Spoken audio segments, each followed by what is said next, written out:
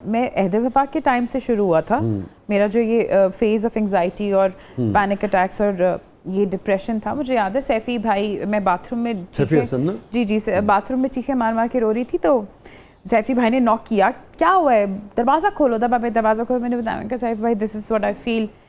तो उन्होंने कहा कुछ नहीं होता मेरा बच्चा, इसका इलाज होता है और उसके बारे में बात करो, और तुम्हें अगर ऐसा फील हो रहा है, किस चीज़ से फील हो रहा है, मैं नहीं ऑब्वियसली तुमसे पूछूंगा, बट टॉक अबाउट इट। इसके लिए तुम मेडिसिन भी ले सकती हो और बात करो किसी डॉक्टर के पास। मैं भी उस तरफ नहीं जाना चाहता, क्योंकि मैं बहुत ही वो एक ऐसी चीज़ है आपकी ज़िंदगी की, किसी भी शख्स की ज़िंदगी की, मगर जब आपके साहबजादे की वफ़ात हुई उससे पहले की बात है? जी बहुत पहले। अच्छा, उससे पहले की बात। जी। अच्छा, तो फिर मैं इस पर ज़रूर जानना चाहूँगा, क्योंकि उसके बाद तो बिल्कुल एक किसी उसके बाद तो बहुत ही, हाँ, मैं बहुत ज़्यादा। तो ये उससे पहले कैसे हो गया अचानक?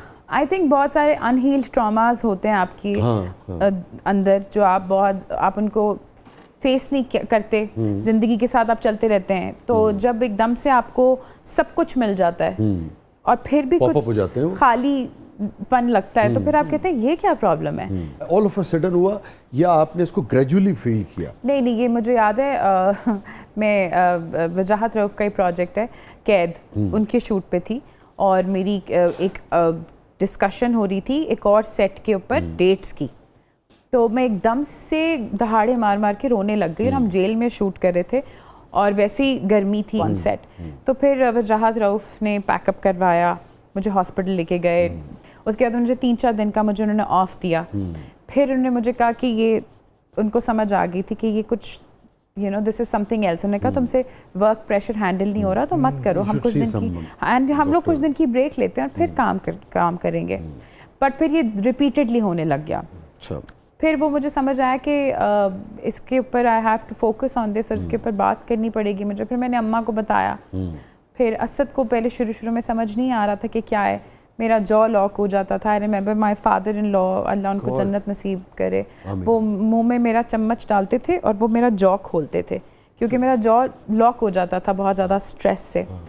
फिर वो स्ट्रेस जो है वो फिजिकल और मेरी फिजिकल बॉडी के ऊपर आना शुरू हो गया था।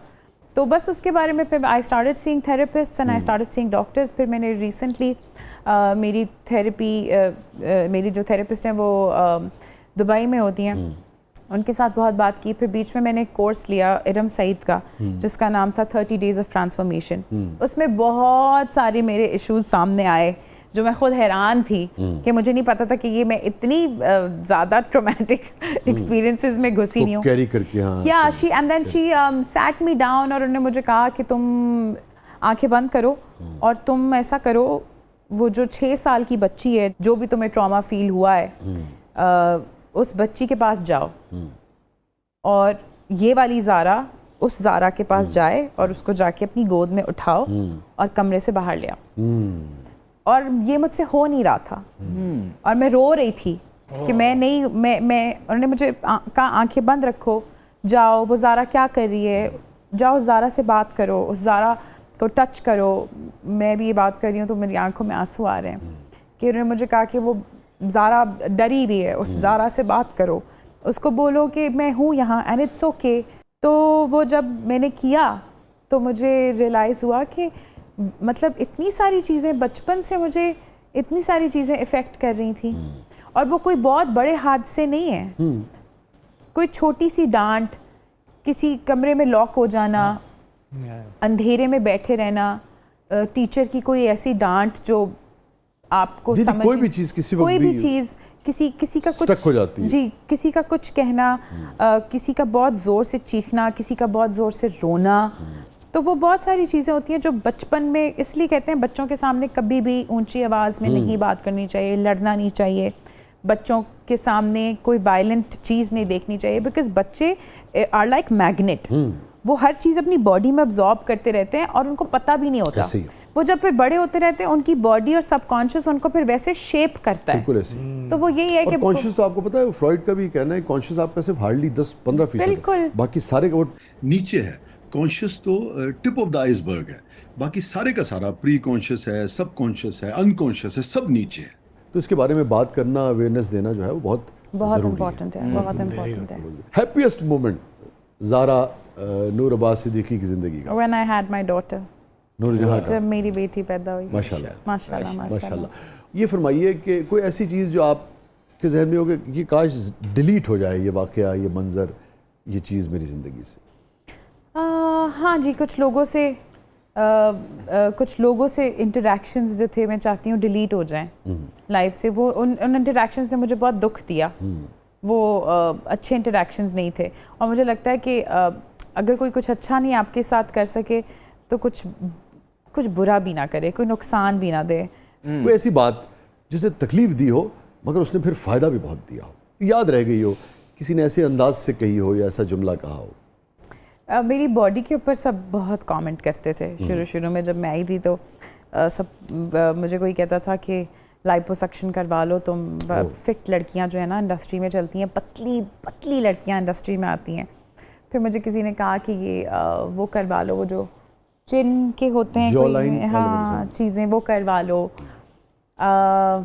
बट मुझे लगा कि यही मेरी इंडिविजुअलिटी का एक ऐसा पार्ट है कि अगर if I start looking like everybody else then who will I be उससे। हाँ, लेकिन मुझे ये हुआ कि आई स्टार्टेड बीइंग फिट, मैं अपना ख्याल रखने लगी बहुत ज़्यादा। लेकिन हर दफ़ा बुरा लगता था जब कपड़े पूरे नहीं आते थे क्योंकि सब तो मॉडल साइज़ के बना रहे होते थे। तो देख रहे इससे लोगों को सीखना चाहिए कि भाई क्या ज़रूरत है आपको। इंडस्ट्री में कुछ लोगों को गॉड कॉम्प्लेक्स भी होता है कि वो जो पावर है कि मैंने इसको, I have given her the validation कि तुम अच्छी लग रही हो, ये मैंने वैलिडेशन दे दी तो अब ये उड़ सकती है। बट ये अगर आप उनसे ये पावर छीन लें और आप कहें कि मुझे फ़र्क ही नहीं पड़ता आप क्या कहते हैं, मैं फिर भी उड़ूंगा या उड़ूंगी और मैं गिर भी गई तो ठीक है लेकिन मैं तो उड़ रही हूँ, तो वो उनको भी बहुत बुरा लगता है। पंजाबी के लिए बड़ा अच्छा लफ्ज़ है इसके, खसमानु खा।